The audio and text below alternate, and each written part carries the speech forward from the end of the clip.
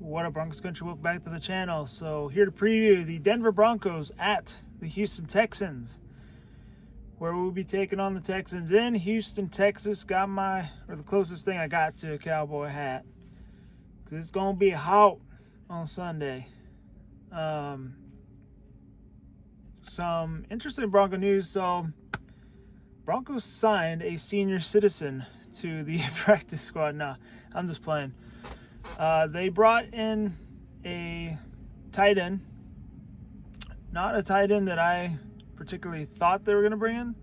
They brought in Marvin Lewis, who is currently 41 years old.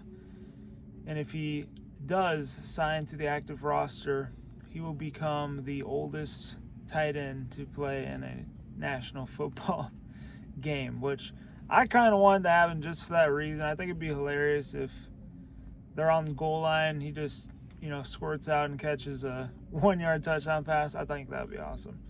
But,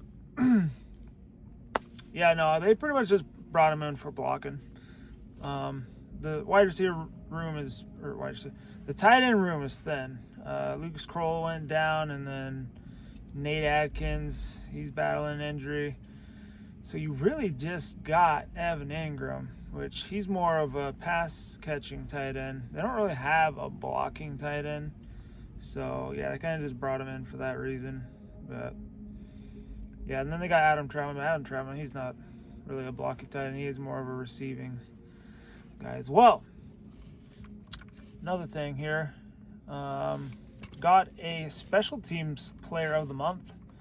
Will Lutz earned that honor, racking up a total of 27 points over the last 4 matchups that he kicked in against Philly, both New York teams, in Dallas. But yeah, he's been perfect. He hit 2 field goals from 55 yards or more against the Eagles and Jets. Hit the game-winning field goal against the Giants, and yeah, he's been awesome for us this last month. So definitely well deserved. Looks like he's the only Bronco player to win the award since Brandon McManus, and he won that in 2015. Oh, never mind. Other kicker for us, Matt Prater.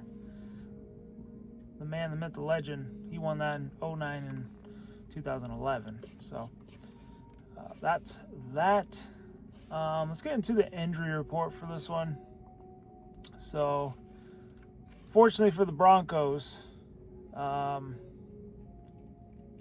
wasn't sure if he's going to play, and I was hoping that he doesn't play. I mean, it's still questionable. I mean, nothing's done deal here yet, but Nico Collins, best wide receiver that Houston has. I was hoping he wasn't going to make the matchup in this one just because we're down past Sertan. That's their best wide receiver, which he was limited Wednesday. I was hoping to get this video out Wednesday, but I probably would have talked a whole different spiel if I made this video Wednesday, because he was limited Wednesday. Thursday, today, he was full. So, yeah, I don't know. It's starting to look like he might end up playing in this one. And that's going to suck, because Riley Moss, which I don't think Riley Moss has been that bad. I think he's been the unfortunate player to get flagged on calls that, I don't know. Some of the calls, yeah, they're on him, but some of them are like, okay, now you're just throwing it to throw. You're just throwing to pick on the guy. So I don't know. We'll see how that happens. But yeah, he's going to be guarding their top wide receiver, and if it's Nico Collins, I don't know. I'm definitely interested to see what it would look like when he's guarding top wide receiver majority of the game. I mean, we got to see what we got in Riley Moss. This would be a huge test for him, so we'll see on that, but we're talking way too much on it. Anyway, we'll keep talking on the injury report for the Houston Texans. The other players that are full. Elijah Hoosie, Jacob Johnson, Christian Kirk, and Jalen Pittier. All of them are full. I did not know they had Christian Kirk. He's actually kind of an underrated wide receiver to me. I always picked him up in Madden. And I don't know, for some reason, he was always solid for me. They had 4 limited players: Danico Autry, Braxton Berrios, Dylan Horton, and Woody Marks. And then Dalton Schultz tied in DMP. For the Broncos, their injury report a little bit longer than last week. Dre Greenlaw's back. Yay. He was full both days. I mean, to be expected. Coming out the injury, got a week off. Coming out the suspension. We had 2 players limited: Alex Forsyth and PJ Locke.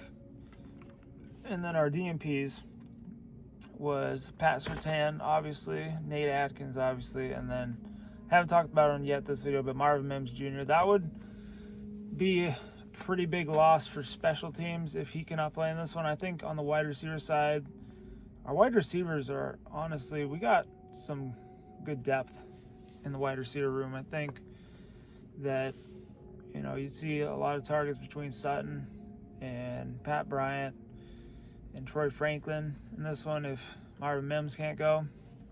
That right there is pretty solid. I'm starting to trust all 3 of those guys. I've already trusted Sutton, but I'm starting to gain trust for Troy Franklin and Pat Bryant a little bit more. So that's the injury report. I'm going to take a look at the roster for the Houston Texans. So, yeah, obviously C.J. Stroud. A lot of people kind of get on him because he had an interview and he was talking like, I think he's like 25, 26 years old, and he was like, man, I'm just getting old. I don't run like I used to. It's like, really? I'm too young to be talking like that, son. But no, I think they probably had the start to the season that they weren't hoping for, but they've kind of recovered from it, and they're starting to play a little bit better now. Same with C.J. Stroud. He looked pretty good against the 49ers last week. So, yeah, going to have to play well against him because he's capable of taking over a game. I did not know the Houston Texans had Nick Chubb. Nick Chubb, he's another guy who kind of gave us problems on the defense a couple years ago when he was playing for Cleveland. So, yeah, we're definitely going to have to slow him down. Yeah, looking at the wide receiver core, Tank Dell, he's out. He's another one of those guys for the Texans who I think is pretty good. I don't know if he's been out since the start of the season or what, but Christian Kirk and then Jalen Higgins, looking at their depth here. But, yeah, and Braxton is questionable. All right. So that. Let's go to their defense. Will Anderson Jr., yeah, he's a ball hawk. Definitely going to have to watch him. Solid player right there. Daniel Hunter, super good player there. Got Mario Edwards. Okay, Derek Stingley Jr. corner. Yeah, he's a really good corner as well. So they got some dogs on defense. And I've heard that they've had one of the top tier defenses in the league. So offense definitely got to build off of what they accomplished against the Cowboys because they're going to need to score points in this game, especially being on the road. You want to have a good start. You want to, establish consistency throughout games like this. So it'll be tough, but we could do it. Riding on a 5-game win streak right now. Somebody had mentioned this to me yesterday, and I was like, man, come on, Ricky Bobby, why do you have to put that evil on me? They spoke of when we had Russell Wilson. We were on a 5-game win streak, right? Went down to Houston, and they gave us the L to snap the 5-game win streak. And I was like, come on, man, why did you have to bring that up? Okay? We don't want history to repeat itself this time. So, but now that that's out there, I hope I didn't jinx anything. And if for some reason we lose this darn game, I'm coming back to that. Anyway, the 3 keys on how the Broncos can win this game. Number 1 key, I got to find a way to make up for Patrick Surtain's absence. That's a huge absence. That's probably the worst player to lose on this defense. I think if the pass rush can step up and just be dominant and take pressure off the secondary, they'll be all right. Which, I mean, you think about Pat Surtain, he missed the entire second half of that game against Dallas. I thought the defense still played pretty good. Which, listening to Vance Joseph talk this week, I mean, he doesn't expect the defense to miss a beat. He expects them to keep doing what they've been doing and still producing at an elite level. So, yeah, I'm going to have to get pressure on C.J. Stroud, but you know, I'm going to need a big Nick Bonito and Jonathan Cooper game, like what they did against the Jets. I'm not 100% sure on Houston's offensive line, how good they are, but I felt like I didn't hear their name enough against Dallas, so definitely going to need to see them have a big game in this one. Number 2, keep running that dang ball, all right? I'm loving what I'm seeing from the revamped running back room. J.K. Dobbins, he has been a beast. He averages 7 yards per carry. And then R.J. Harvey had that breakout, just exploded last game. 3 total touchdowns for the rookie. So, yeah, I mean, it's starting to form and shape and take place. We got the 3rd best rushing attack in the league with 1,102 yards right now. So, you know, I feel like it's been putting them in 3rd and short situations if they end up getting or going to 3rd down when they're on offense. And they're picking up a lot of those 3rd downs too. But that's what you want to do, especially on the road. You don't want to be in 3rd and longs with the crowd going crazy. So definitely going to have to establish the run early and keep that going.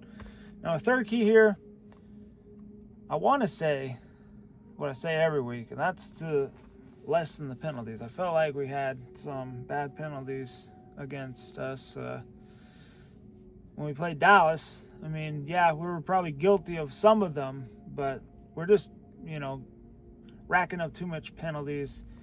And especially on the road, and even in tight games on the road, and games you're trying to, you know, establish consistency in, you don't want to be in 3rd and longs and stuff like that. So we're going to have to, you know, not cause too many penalties.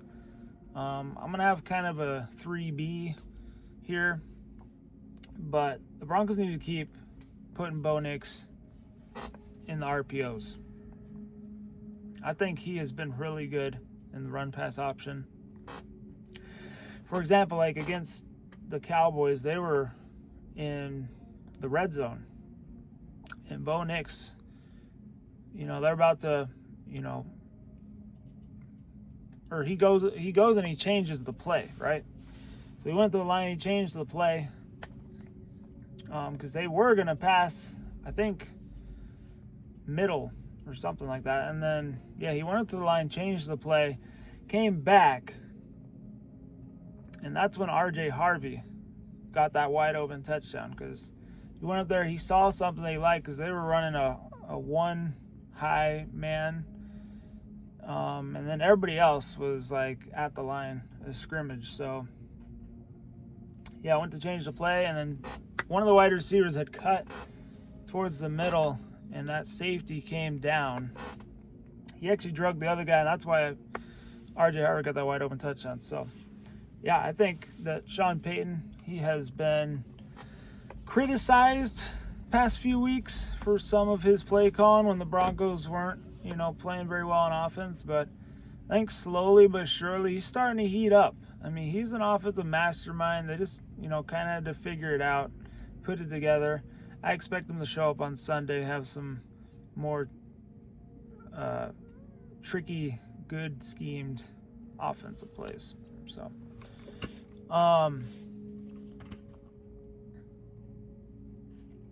But y'all probably want a prediction for this one. I do not remember what I picked in my preseason predictions for this one. I think I picked the Texans to win this game.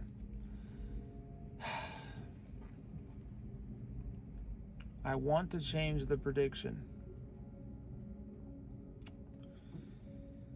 This is going to be tough. I'm going to change it. The Broncos need to get revenge. They lost to Houston last time in Houston. We got to get revenge in this one. We got to show Russ that, yeah, we can beat the Texans in Houston. So I'm going to take the Broncos in this one. I'm going to go like 23-19. Another nail biter, probably coming down to the end. I think they'll play a lot better than Dallas. I don't think we're going to have another blowout game. It's going to be another close game. Definitely interested to see how the defense looks without Pat Surtain. And just, yeah, this will be an interesting game for sure. So that's that. Got two more things here. I know I'm running this video long, but this one, an observed stat that shows the Broncos could become true Super Bowl contenders, which, yeah, this is kind of crazy, but if you think about it, Broncos through 8 games, they have over 35 sacks, and they've allowed less than 10. They're the first team in NFL history to do such a thing. If the Broncos keep this up, then, yeah, they could find themselves in a spot for a deep playoff run, potentially getting back to the Super Bowl.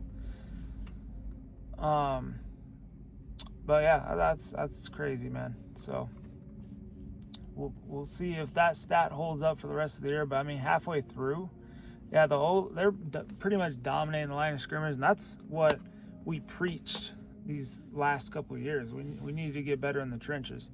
But yeah, they're getting sacks, and they're not giving up a lot of sacks either. So it's a thing of beauty.